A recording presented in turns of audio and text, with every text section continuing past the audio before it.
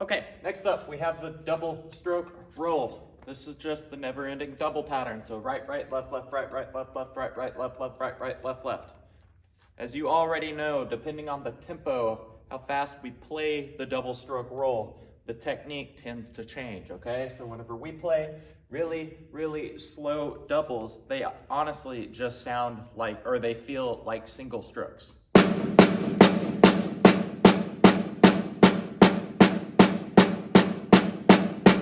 I could keep playing that same tempo with my right hand only if I wanted to. I could do that at a faster tempo too. Or maybe a little quicker. Either way, anytime I'm playing doubles and my hands are traveling at whatever that maximum speed is for me, I can think of those kind of no different than how I play my single strokes.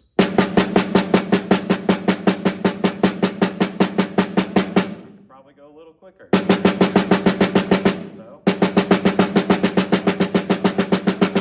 as long as I can do it with a nice, open, even sound between both hands, then I'm welcome to use that technique. Now, eventually we do have to get to a point where we're just letting the stick bounce, okay? Kind of like so.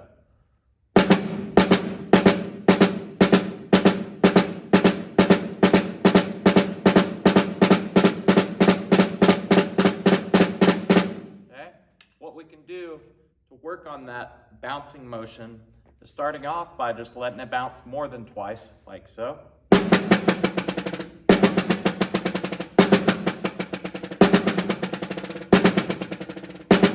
Making sure we have a nice relaxed grip. And from there, just finding that coordination to where we get 2 bounces out.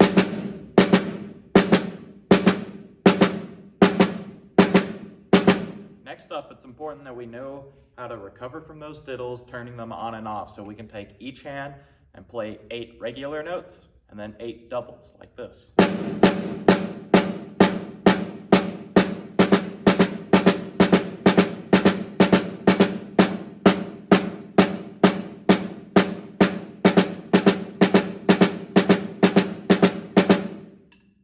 Whenever we get to a place where we're confident doing that with both hands, we could actually take that and apply it to the exercise I have written up here. You'll notice it's counted 1 and 2 and 3 and 4 and 1 EN, 2 EN, 3 EN, 4 EN, 1 and 2 and 3 and 4 and 1 EN, 2 EN, 3 EN, 4 EN.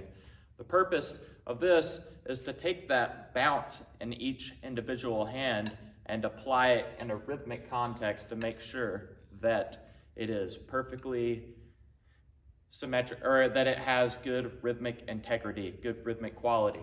If we're playing this 1E rhythm and we notice that our 1E is a little condensed, then our diddle is probably a little condensed. If we notice that we're wanting to slow down, then perhaps our diddle is too open, and so we're not getting the correct rhythm in the end. So, kind of like this.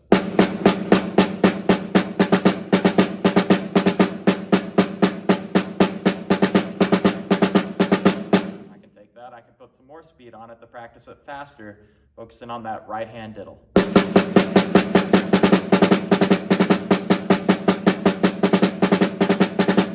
a little more speed.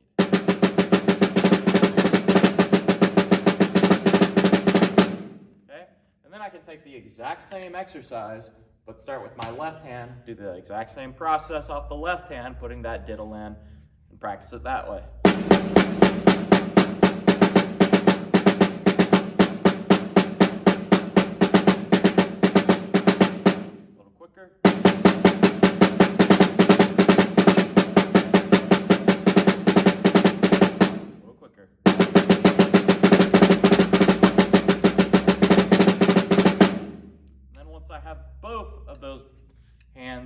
Really precise on where those diddles are placed, I can actually turn this 1E rhythm into a full 1E rhythm, putting the diddle in both hands like this. Okay,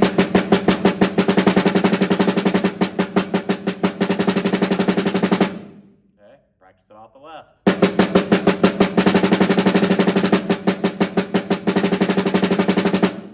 Throughout all of this, I'm focusing focusing on making sure that my ears can hear the same quality of sound hand to hand. No accents in either hand. We all tend to accent our most dominant hand. And also just making sure that the spacing note to note is all right there where it needs to be so that it's not condensed, maybe like this. It's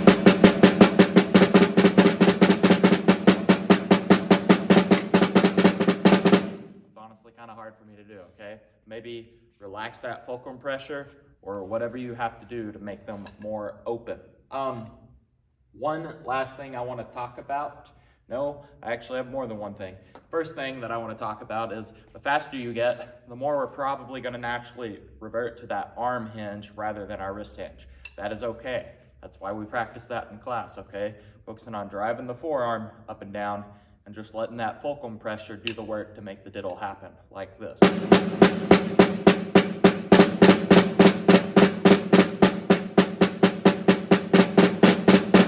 Whenever we practice slower, we actually use more of that wrist hinge. Last thing I want to talk about is our bridge, because like you already know, we have to play these rudiments slow to fast to slow. There is a bridge from technique to technique, okay? And at that bridge, we have to make sure that we're playing fast enough that whenever we start to just let those diddles bounce, that they will bounce for us and still sound even. If I'm trying to play diddles this slow, but let them bounce without actually playing through each note like this, it doesn't sound very even. So I like this idea, this exercise of playing just alternated singles for 4 beats and then alternated or doubles for 4 beats, kind of like this.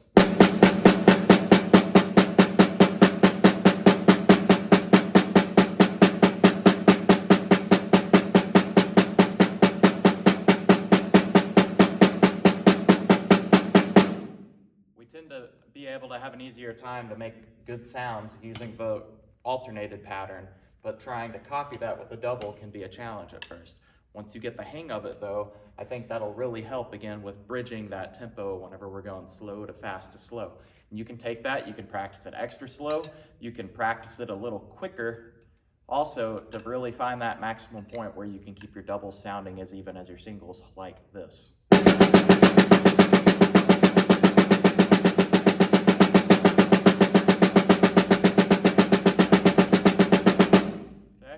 Finally, we put all this together, do the slow, fast, slow, double stroke roll, how you should in the audition.